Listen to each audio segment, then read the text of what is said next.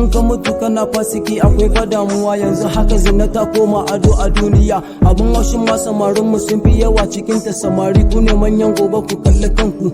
Amma me yasa kuke kokarin bata gobanku bayan kun san zina tana da illa wa gobanku? Kuma ku tuba ku daina kafin ku rasa kanku. Abun nufi kafin mutuwa ta zo ta sha gabanku. Mata kuma na dawo kanku da fara kalli shigar da ke jikinki, a haka kina yar musulmi. Amma kalli jikinki dole samarin banza za su ta bibiya ki. Allah sarki kalli kanki, kina gani wani zai bi ki kawai dan ya je ya bata rayuwarki saboda kina fitar da surar jikinki. Wani ma bai da sha'awar gani a kanki, amma hakan zai sa ya bi ki saboda kayan da ke jikinki. Don haka kawai sai ki kama kanki. Tsofaffi kuma kuna da matsala abun kunya, kuma kuna cikin ta. Kaga tsoho babba shi ma yana yin ta. Wannan irin abun kunya ne a rayuwa. Zaka ga tsoho yana zina da yarinya ma wata sa'ar jikarsa ba ma sa'ar yarsa ba.